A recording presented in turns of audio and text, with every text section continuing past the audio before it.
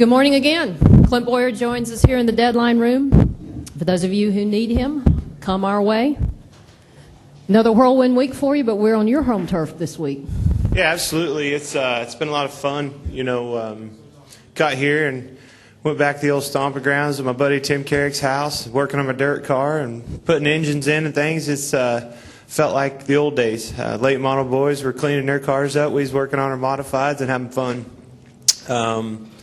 Had our annual fan club gathering last night, and it was a lot of fun.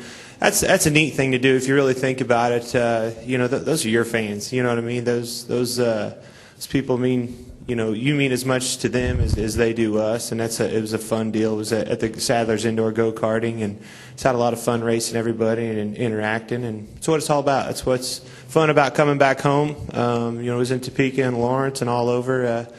In Kansas City, and just enjoy this racetrack, racing around here in front of the hometown family and friends and everybody that get to come and enjoy this. It's a fun weekend for all of us. Excellent questions for Clint. Please raise your hand high so that I can see you and our microphone helpers can see you. State your name and affiliations. Let's go. Bob Pockris. Do they always make you do it? Why is it always you? I wouldn't volunteer anymore, Bob. That's ridiculous. Bob Pockris, Scene Daily, what do you think of the decision by the appeals committee? And also, can you talk about, did your fans mention it a lot to you, or do you think they were scared to ask you about it? No, every one of them. Obviously they're your fans, and every one of them supports you on it, and wish you the best. Just like anybody else, they don't understand, but I'll just save everybody's breath and asking me. Here's my answer to that. I'm very disappointed, not surprised at all, and that's it. I'll just leave it at that. I'm looking forward to getting that behind me. It's an important weekend. I made some mistakes on the track last week that were uncharacteristic of myself. We made some mistakes as a team that were uncharacteristic, and our heads weren't 100% in the game. I don't want this mess to bother us anymore. I'm at my home track. I'm having fun, and, that's what I aim to do.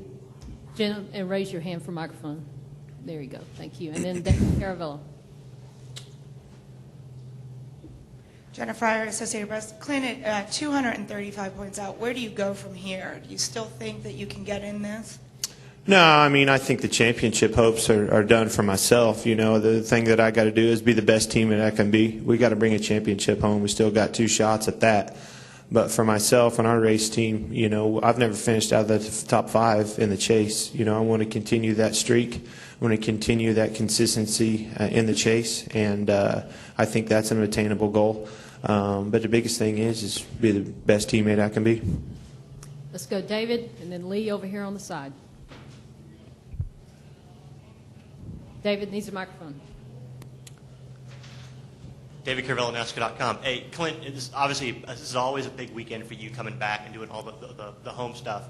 Has the penalty situation dampened that at all? Has it made it less fun? Have you looked forward to this more? Has it been a getaway, or just how's that juxtaposition been? It hasn't bothered me a bit. I've always looked forward to coming here. It's just a lot of fun. It starts Tuesday night's about my only night I can go out and enjoy ourselves, and we, I took my dirt guys. Everybody kind of went out into town and went over to Harris and just had fun and enjoyed Kansas City. This is a fun area. Just to sit back and think of this area in Wyandotte County and what this racetrack is done to this area. This used to be a housing development, and a bad part of town. Now this is, the best part of town. And it's all due in part to this racetrack, and this whole area has turned around. The Legends, the new soccer complex is going to be awesome. The casino, when it gets done, is going to be just unbelievable. And as a race fan, how can you do any better than this? It's easy in and out of this place. It's within walking distance. You can come watch qualifying and then walk over and eat dinner, do some shopping, and it's just a great family atmosphere for all of our fans, and it's something that I'm proud of, being from Kansas. But I think all of us in NASCAR are proud of this place because it's a lot of fun. Everybody looks forward to coming here. Lee Spencer, Fox Sports. Can you talk about the outpouring support you have had for fans, whether they were Clint Bowyer fans, someone else's fans? I mean, can you just kind of talk about how that, how that feels to know that you have fan support? Oh, absolutely. And times like this is when you really realize it. When things are good, you don't realize or feel the support of your fans as much as you should. And, when something comes up like this, you really you feel the support that it's there. And I think that's important. That's what fans are all about. And that's why we appreciate them. And they're loyal. They're loyal to the sport and they're loyal to their drivers. Nate, raise your hand for microphone. Nate Ryan, USA Today. Clint, not to dwell on the negative, but talking about how your heads weren't in the game last week, where did that stem from? Was it that you were just worried about, what was going to happen with the penalty, or was it having all the focus on you? And is all that gone this week, all that pressure? Well, you just got to get it out of your mind. That's the best thing about coming here is there's so much distraction, so much other things that I don't have to worry about that. Like I said, we're going to Lakeside tonight. We've had thousands of fans that we've already seen this week, and those things get your mind off what you're doing. I'm looking forward to unloading that race car and having a good day today, starting up front, and what is one of the most important races of my year. Claire, raise your hand there. Thank you. Claire B. Lang, Sirius NASCAR Radio. It would be really easy if I was a driver to be angry. Of course, we can't go into what happened with the car, but that if someone made a mistake or if someone pushed something, to be angry. On the other side, you got Richard fighting for you on the flip-flop side after that. Wouldn't it be easy to tear a team apart in a situation like that if you're the driver and you find out you lose all that when you're racing your guts out? Oh, absolutely, and that's what I'm trying to say is I'm not going to let that happen. I told Richard, it's not worth fighting. In my opinion, it's the minds are made up. It is what it is, and if you want to be a part of this great thing we call a sport, you better just go on and enjoy what it is. But he's fighting hard. I'm proud of the case that they put together. I think that they worked very hard on it. They put a lot of time and energy and money into to presenting a case that could prove less than a 16th of an inch how that car could be out. At the end of the day, if you're going to nitpick that, it is what it is. Hembry, raise your hand, then we'll go back to Jenna. Mike Hembry, Speed.com. Clint, is Shane here this week? Yeah. Okay. You sound like you hold no hope for the last appeal. Is that true? What would you do? Answer that. I asked you. You asked me. Did you have any hope? You didn't answer. That's what I thought. Jenna Fryer again. This is sort of a follow-up to the other question I asked you about at 2:35 out. Where are you?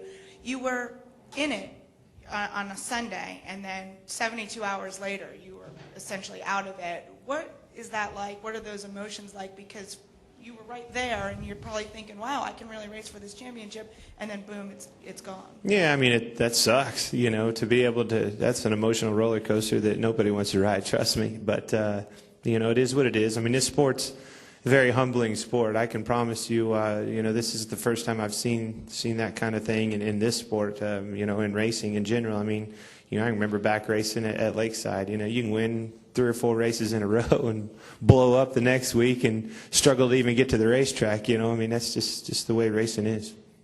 Who's next? Anyone? We've got one back in the back, yellow shirt that needs a mic. Thank you. Hey, Clint, sorry about your bad luck there, buddy. First, yesterday, Ty Dillon wins his first ARCA race. Yeah, man. Second start. You've had a lot of input driving with his dirt career, and I watched you yesterday. You were up on top of your motorhome. You looked pretty excited for him yesterday. Oh, absolutely. Ty's he's very quiet, not like the other one that's exactly like his father. He's very quiet and never says much around the shop and just kind of keeps to himself. And, I knew how excited he was and what he was going through, and I was just excited for him. He's a good kid. They're both very good kids, and Mike and Tina have raised good kids. I think Tina did most of it, but I was just very happy for him. He deserved it. Rusty, raise your hand back there. Rusty Ball, NASCAR Media Group. I was kind of waiting towards the end to do this. Looking ahead to Charlotte, actually. If you could just give me your thoughts on racing at Charlotte. You know, it's kind of a home track for most of the teams. And also a lot of guys have told me in the last week or so that I've asked this, that, you know, Charlotte's really widened up and become a real racy track with more grooves than what it used to have. Yeah, man, it really has widened out. You know, a cool racetrack. It's very close to home. You get to sleep in your own bed every night. I mean, it's all a plus. And the fan base right there in Charlotte is just, you know, that's where everybody's at.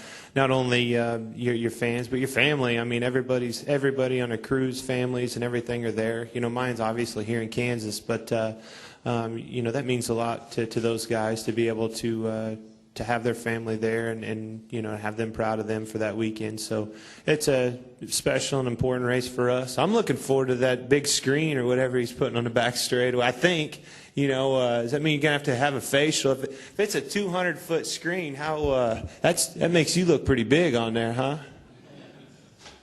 We've got one right here in the corner and then one up front. Put Casey up there full-time on it or something. Go ahead. Go ahead. Hey, Clint, Todd Palmer, Kansas City Star. You said you were racing some go-karts with some of your fans. Did you lose any of them? Yeah, I did. I don't know who won. It was I about caught him on the last side. We kind of had a you know, a tournament type thing where, you know, you qualified and you know, broke it down that way, and it kind of got narrowed down to the last 10 guys, the fastest, and then I raced them. And it's a neat place. I tell you, that's one of the neatest go-kart tracks in the country, and the karts are fast and everybody races hard. And you know, I got to race. I had my dirt guys out there at the end. We had a lot of fun, and of course they get to beating and banging on each other, and they got thrown off. So ruined all the fun for everybody. Imagine that. Leave it up to a bunch of dirt racers to spoil it. Last question here in the corner. Hey, Clint, Kevin Haskin, Topeka Capital Journal. This ordeal you've gone through the past couple of weeks. I like that. It is an ordeal, isn't it? Yeah. Has it changed you in any way? Could it change you personality-wise, driver-wise, anything like that? No, I don't think any ordeal or joke or whatever you want to call it can change you. You know, you just got to go about doing what you do. I mean, if that changes me who I am, that'd be, you know, you'd be fake to begin with. But you know, we'll get through it. We got to get through it this weekend. I'm here to win this race. I've gotten close a couple times, and you know, I can promise you, we win this thing, it'll be a big party. Thanks. Thank you, guys. Good luck this weekend.